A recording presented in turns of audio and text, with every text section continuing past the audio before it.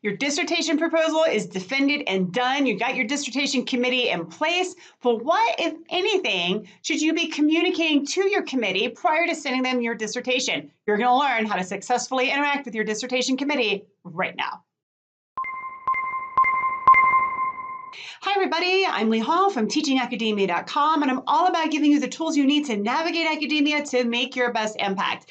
Today we're talking about how you successfully interact with your dissertation committee. This is going to be after you've defended your proposal, and you might be in the process of collecting your data or writing your dissertation, but you're not ready to send it out to them yet, and you might be wondering, what do these people do right now? Okay, should I be talking to them, getting feedback from them, sharing information with them? What do I do?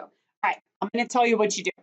For the most part, your committee is not going to interact with you prior to seeing your written dissertation. They might see you in the hall and ask you how it's going, but for the most part, you're not going to be having formal meetings, emailing them, sending them drafts. That's what your advisor is for. Okay, your advisor is your first line of contact when you have a problem. Now, if you run into a problem, let's say you run into a problem with data collection or something with analysis, or you're writing something up and you've got a real conundrum, and you really think that there's a particular committee member that can help you with that problem, you might need to speak with that person around a very particular nuanced issue. Okay, that can happen. But again, don't just run off and do it. Talk to your advisor first, all right? If you've got an issue with data collection, writing, analysis, let your advisor know. Your advisor might be able to help you, okay? So your advisor is really your first line of defense, right?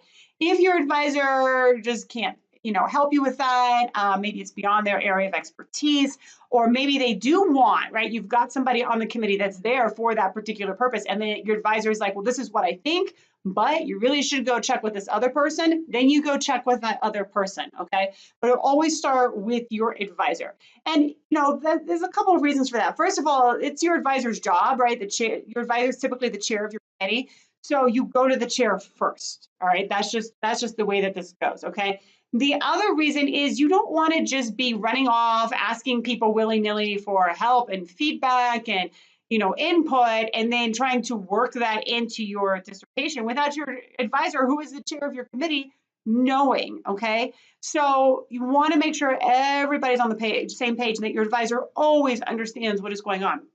So your advisor should know that you're reaching out to another committee member for a very specific thing. Now, that committee member might give you some advice, right? Do X, not Y. Take that back to your advisor, talk through it with your advisor, and then you and your advisor will agree on, yes, I'm going to take this information, this advice that this other committee member gave me, I'm going to implement it in these ways.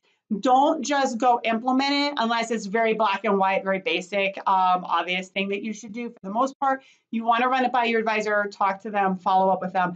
Let them know what's going on so that they can help you further think it through.